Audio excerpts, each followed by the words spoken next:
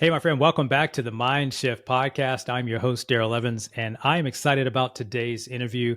I have with me marvelous Mark Camp. I did say marvelous, and you'll find out why in just a minute. He's a best-selling author, rockstar CEO, and the master of harmonizing teams.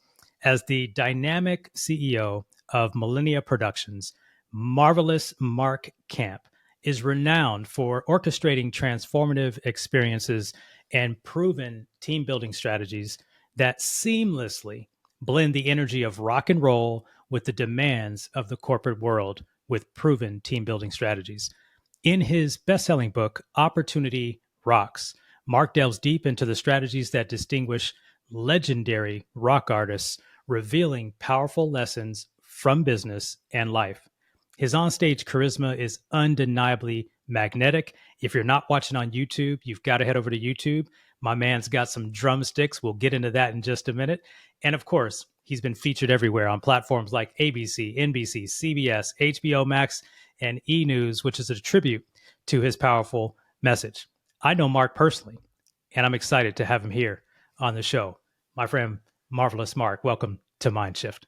Woohoo! Man, Let's thank you, go. Daryl. I should have you write my bios. Uh, I appreciate that, man. It's representative of the character that is represented by you. And I want to start really quick, Mark. Where are you joining us from, so the world at large can understand where you're situated right now? We are live from Las Vegas, Nevada, Let's our go. Let's hometown. go. Let's go. So, hey, audience, I got to tell you right up front, Mark and I see each other at the gym. We've known each other probably about 5 or 6 years, something in that neighborhood. Yeah, at least back in the old And HubSpot days. oh yeah, definitely. And I got to tell you, you wouldn't know this right off the bat, but let me tell you what you're about to hear today. He lives this in his business life and his personal life. I walk in the gym sometimes, and I'll see Mark literally just going ape on his. He's going ape. He's going ham. I think one of the most impressive things before we dive in, Mark, was I watched you one day. I think the incline on your treadmill had to be at least 10 or 12. You were practicing your presentation for an upcoming trip you were about to make. And I'm sitting there thinking, like, are you kidding me right now? Like, if it was on 12 and I'm doing, and you weren't walking at like 2 miles an hour, you were probably doing 3.5 miles an hour or 4. It was super impressive. I looked down to you. I'm like, what is this guy up to? And I walked over. Remember me asking you that? Yeah, and just for the record, it was 15, not 13. Okay. Sorry, man. Sorry, man. Let me make sure you get credit where credit's due. Mark, welcome to the show. First of all, jump in and tell everybody a little bit about you and your background. We're going to dive into a lot of good details, but just give everybody a little bit of backstory on Mark Camp. Well, the elevator version is I was born a poor Missouri farm boy. I called it misery, and I was pretty much destined to be a farmer. My grandfather was a farmer. My dad was a farmer. He supported a family of five on a small 200-acre farm and proved that it's not how much you make, it's how much you save, whenever you're trying to keep everything in house. And there's a great business lesson there, I guess, when you're trying to keep everything in house and do as much as you can. We grew our own food. We had our own garden, livestock, the whole 9 yards. And it still blows me away to this day when I look back and see how we still had a nice car. We always had nice clothing to wear to school and things like that. And so I was kind of going down the farmer trail until I got into high school and started my DJ company, and then got a part-time job at a local radio station. And that kind of gave me that entertainment bug, the bug for the stage, and that excitement and that adrenaline. And while I went through different jobs trying to find my path throughout the years, it wasn't until 1984 when I went all in on being an entertainer and made that leap of faith. All right, I'm leaving that 80% that we talk about. I'm leaving the comfort zone. I'm leaving what I know and betting on me Mm. 100% that I can make it as a touring or an entertainer for the rest of my life. And then from Missouri, we ended up at a radio station and nightclub in Detroit. And from Detroit, we went to Florida to pursue a cruise ship career, never got out to sea. I was discovered by a management company. And then that's when we put together a big corporate show and literally toured the world. 4 million miles on Delta, 24 countries, performing for large corporations, big band, big sing and dance. But even then, I wasn't happy with just being what everybody else was. I was always trying to incorporate props and shtick and engagement. And I just started going down the Tony Robbins trail. So I was incorporating the power of music and engagement into my event shows. And then 9/11 was a big pivot when entertainment stopped. The whole world stopped, as many of us know. And that forced me to reinvent. It was a negative at first, but, you go back and reframe it. And that forced me to start wrapping content around my entertainment, hence the drumsticks, and went from the nighttime stage to the daytime stage. And then that's kind of when I started getting involved in the National Speakers Association, going down the speaker trail. And, the rest was uphill from there. We published the book in 2012 and then got more involved with coaching and mentorship. And now I'm a full-time professional speaker and haven't punched a time clock since 1984. Woohoo! Come on, let's go. Come on, that's worth something right there. Let's, yeah. So tell me how the drumsticks come into play. Were you a drummer?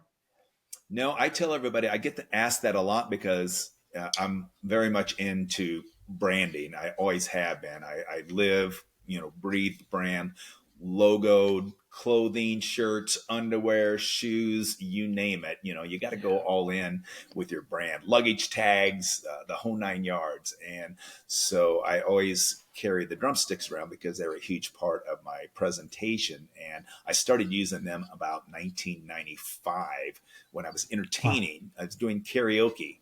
And I would check out other karaoke hosts to see if there was any shtick or anything that I could borrow or use in my show. And I saw this one host that took beer and soda cans and filled them up with rice and gave them to the audience. Because if you've ever been to a karaoke bar, it's cool if you're singing or a couple people that are singing, but after 3 or 4 bad songs, you kind of lose interest. Well, this host had everybody always engaging and shaking and was doing callbacks. And I'm like, that's brilliant because everyone's involved. So somehow I had a pair of drumsticks and I thought we could do that with drumsticks. And I found a drumstick vendor. So I started handing out drumsticks at my show. And then when I started wrapping content around that, that's when I gave birth to Rhythms in Business right after um, 9/11. And that's when we came up with a general session, team building, teamwork, engagement, kickoff for meetings and events and things like that. Wow. That's a great story. I want to back up to you. If you're listening on the podcast, you're not going to be able to see this, but Mark, I'm going to ask you if you can send me some pictures of some of your jackets.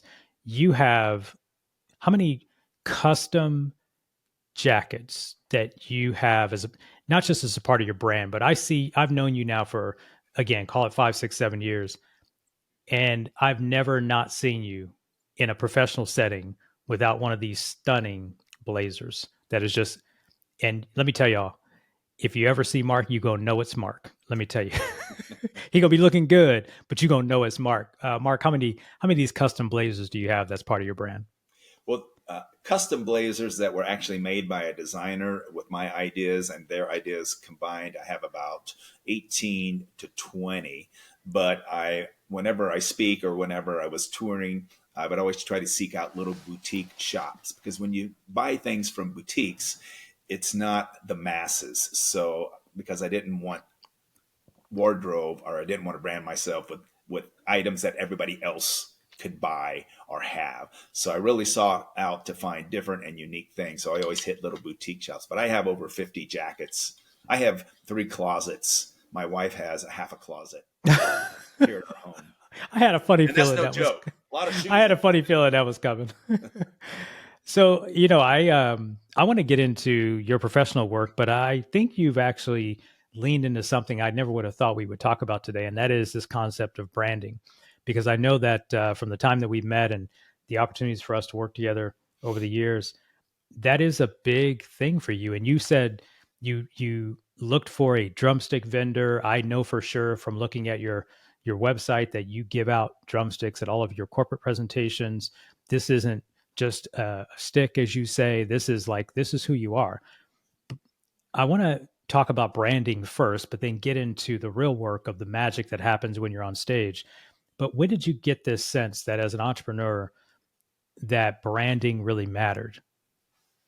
Well, I was branding at such an early age, I didn't realize it. My mother called it being a show off, but I was, Ah. yeah, I was always the class clown. I was always the loudmouth. I was always the person that would volunteer because I was always feeding off of that energy, and I didn't realize it at that time. But people feed off that energy, as you know. But then people also know you for that energy. So, they now what I say now in my presentations is your band is your brand, or your brand is your band, so to speak, what you're known for. And it was weird, like back in the entertainment days, I had the only portable toilet paper blowing machine that I'd use at parties. And what it was a leaf blower with a paint roller duct taped on the end, and then I made a nice spandex cover for it.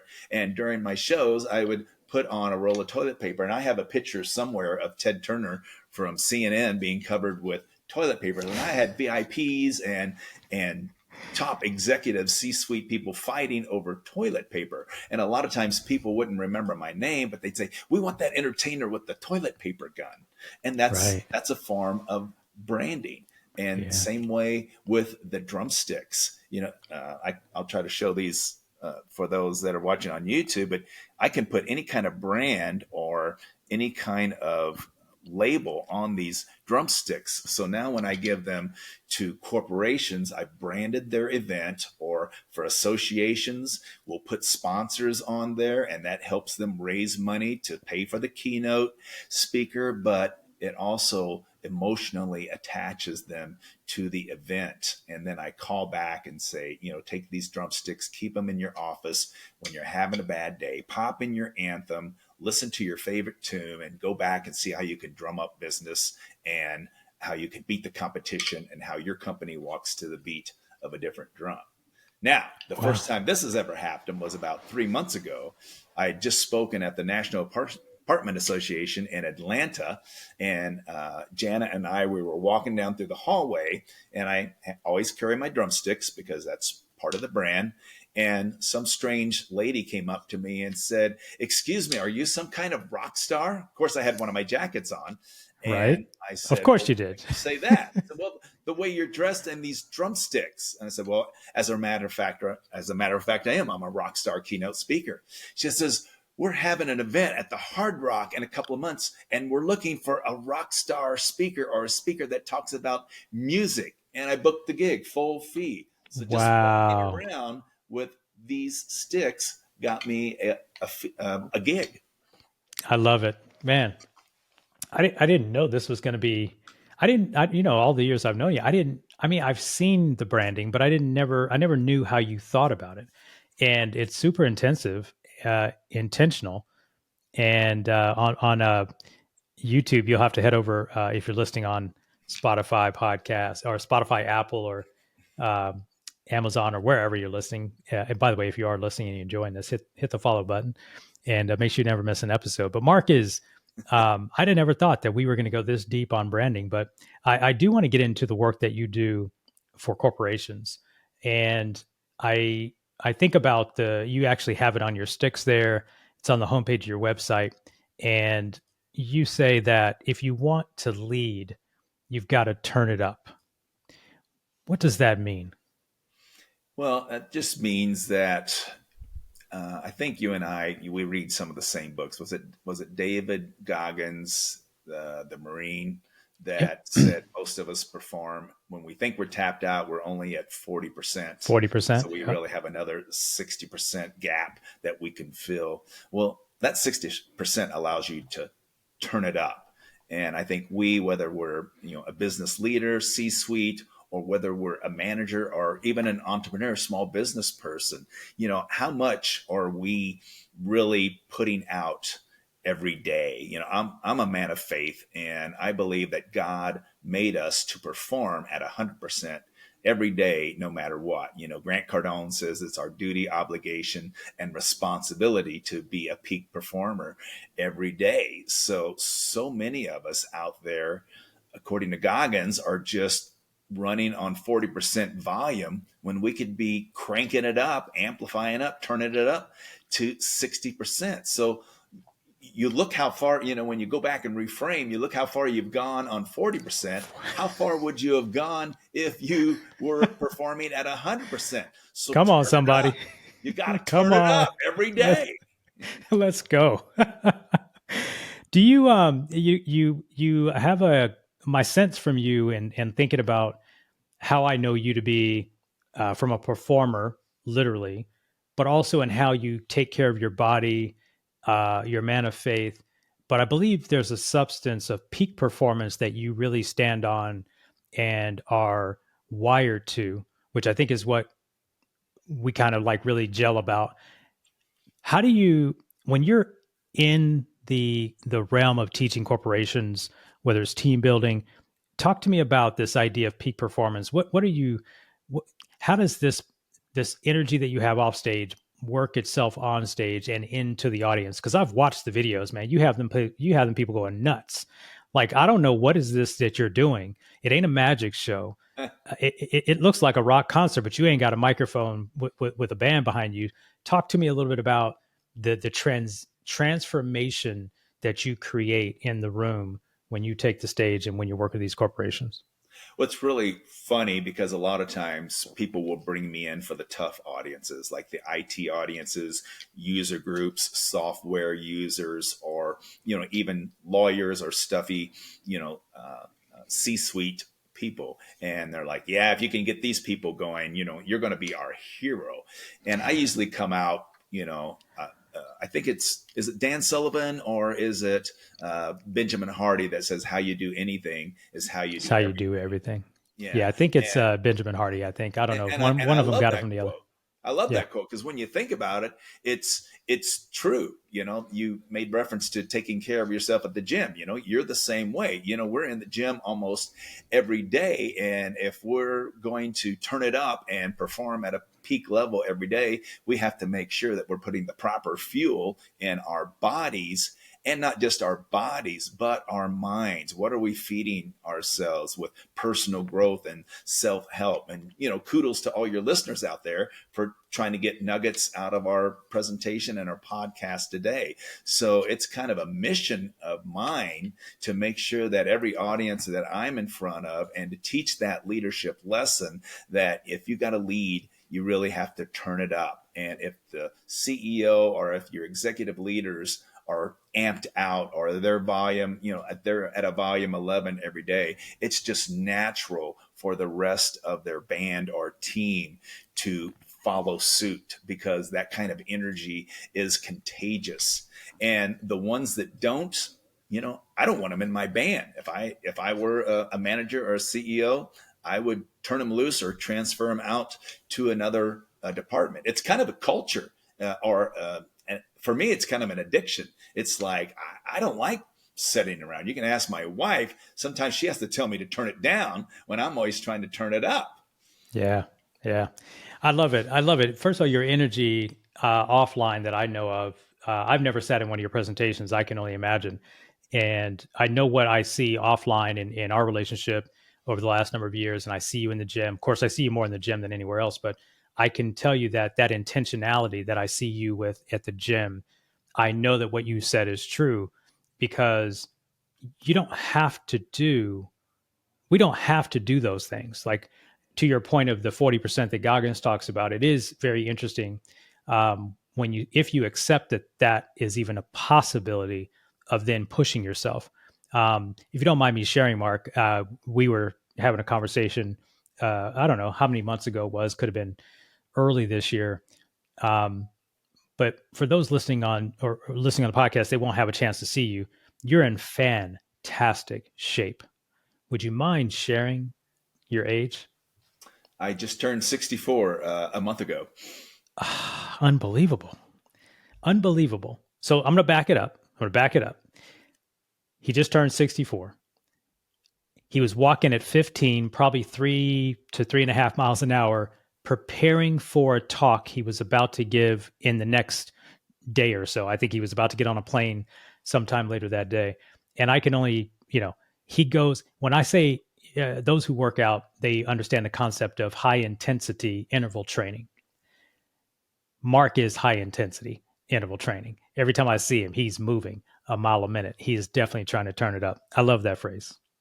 Mark, Well, I got a question. Oh, go ahead. if I can go back 1 second, it kind of ties in when we were talking about branding, because besides the drumsticks, besides uh, the cool jackets, that's also part of my brand. I'm constantly reinventing and tweaking as we go along. And several years ago, my tagline was bringing Marvelous Mark will bring rock concert energy to your event.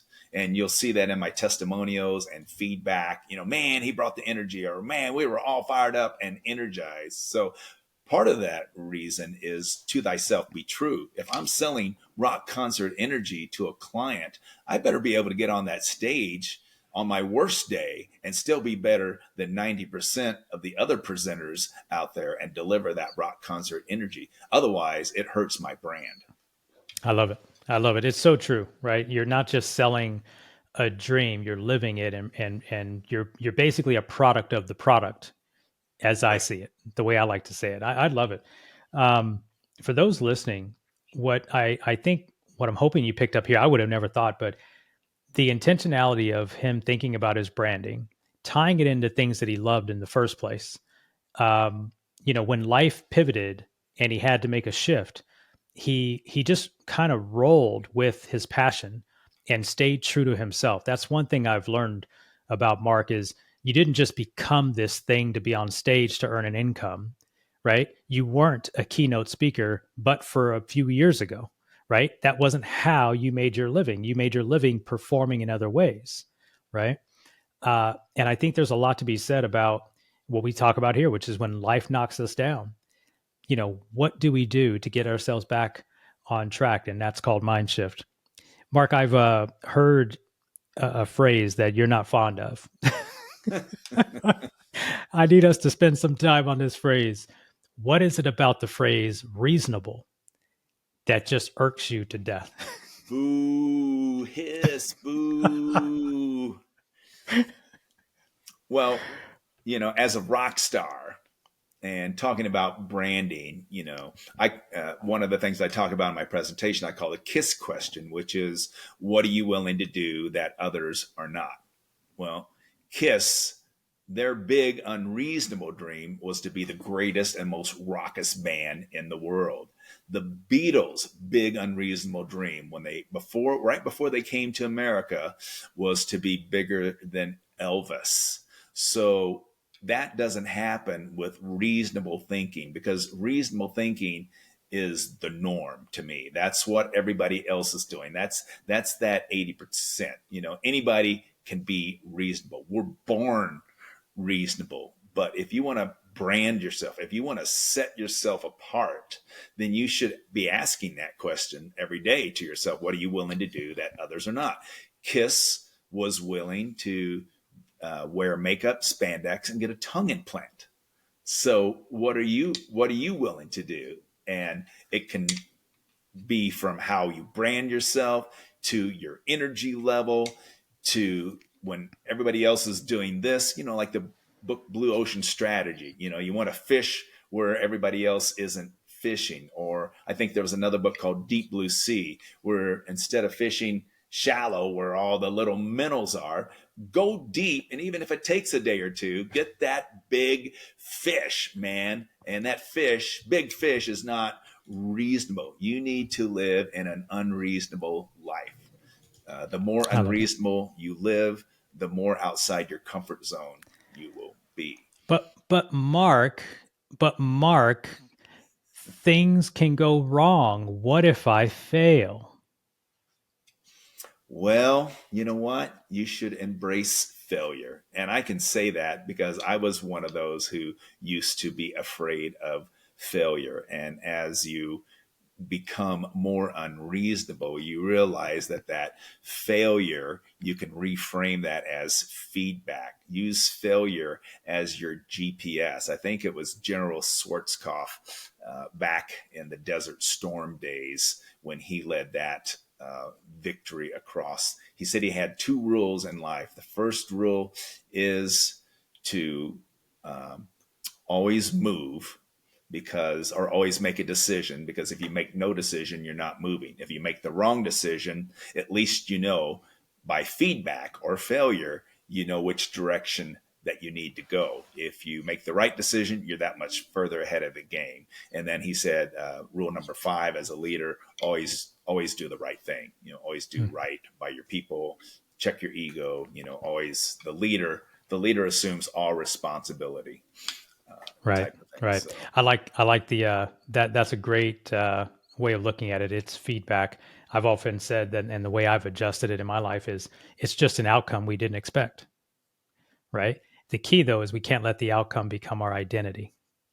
And I right. think that's what happens, right? Somehow, some way, when we try to go outside of our comfort zone or we even think about it, we're worried about what everybody else is going to say, think, or do in the event that it doesn't work, which is already bad thinking because now we've entered into some concept that is not even relevant to today.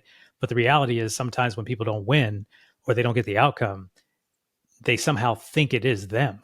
No, no, no. It's just the score on the scoreboard. Right.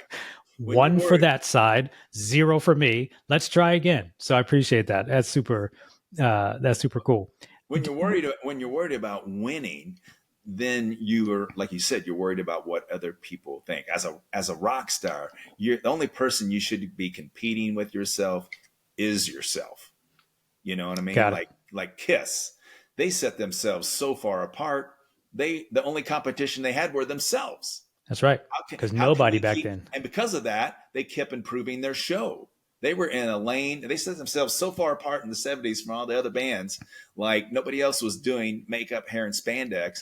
So they're, how can we make our show bigger? How can we make it better? Pyro, flying around, spitting blood, whatever it was, and they just kept competing against themselves. And you know, here they are, what, 50 years later? They're just now, for the 15th time, doing their final farewell tour.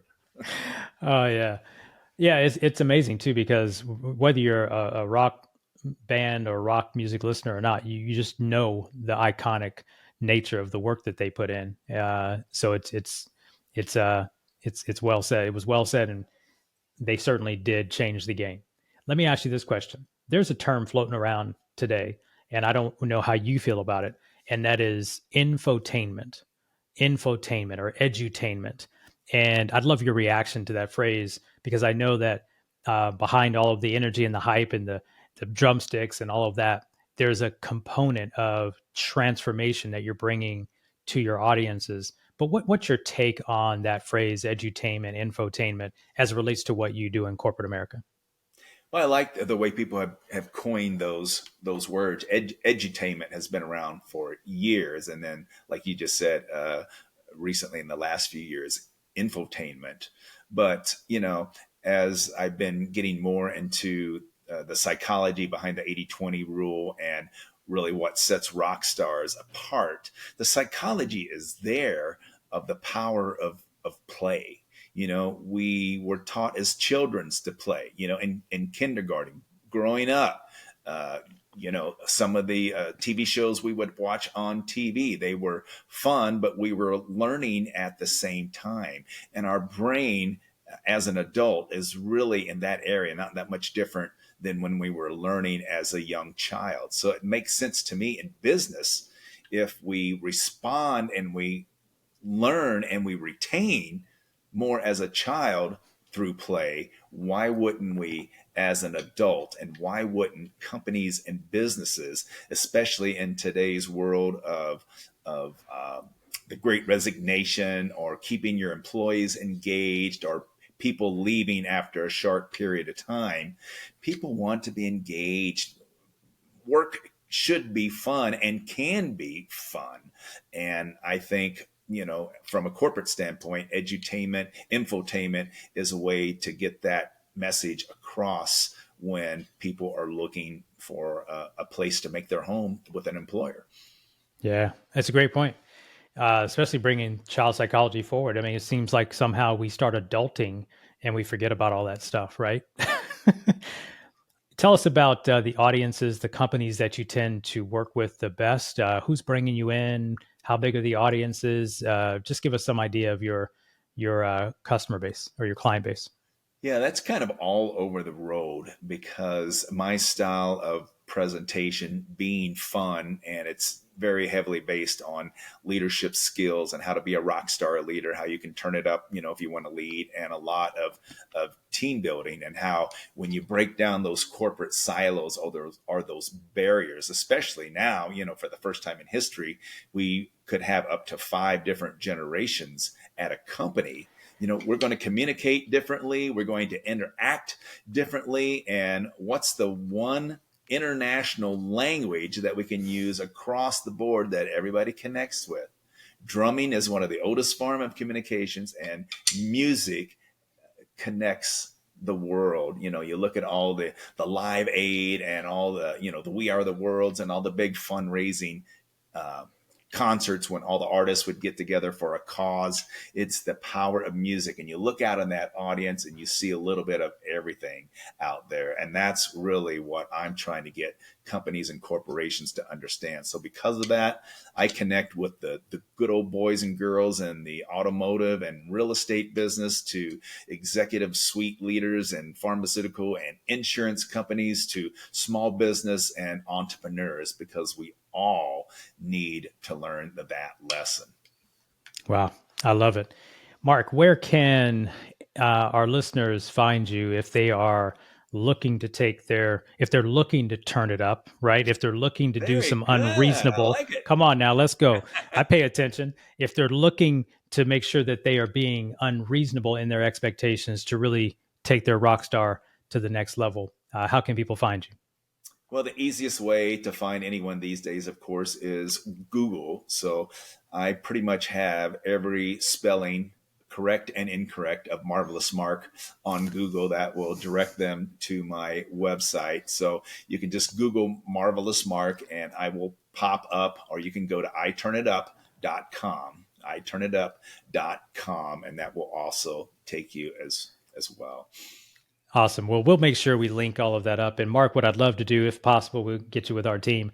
Send us a photo of your couple of your jackets and your drumsticks, your signature sticks. I think it's a lesson in branding that I'm actually I've taken branding so bad over the last 15, 20 years, and I've learned some things from you today. Not that I didn't think I would, but it was I wasn't expecting to learn or get a branding lesson from you today. But I hope our audience appreciate that as well. Mark, last words for our audience about turning it up in their life. Well, we control our own volume. The kind of fuel that we put into our bodies through nutrition can control our volume level, and working out and fine tuning our machine, our tempo every day allows us to turn it up. And what we feed ourselves mentally allows us to turn it up, and who we associate with and surround ourselves with also allows us to turn it up. So if you want to be a peak performer, you can't just pick one. You have to turn it up, or you have to go in on all the different areas and feeding yourselves. And that way, when maybe one is a cylinder or two off, the other ones will compensate that, so that you can, like I said, Grant Cardone, it's your duty, obligation, and responsibility to be a peak performer, or turn it up every single day. It's up to you. Great, great way to end. Thank you, Mark, for being here. Thank you for being a friend. I'm sure I'll see you in the gym soon. And for the rest of you listeners, thank you for spending some time with us. You could have been anywhere in the world, but you chose to spend it here with us. Hope you got a lot of insight out of my friend Marvelous Mark Camp. If you're not already subscribed to the podcast, I will ask one more time. Hit the follow, hit the subscribe button. And if you enjoyed today's show or any other show, leave us a review on Apple, on Spotify, wherever you can leave a review. It would help us a lot to understand how we're doing here. We're here for you, not for me, not for him. We're here to deliver some value to you. So thank you for spending time with us today. I'll see you back on another episode of the MindShift podcast. Mark, I'll see you soon, my friend. All right, rock on, my friend. Hit the subscribe button so you can become a part of the MindShift community. We'll help you shift your mind so you can shift your results.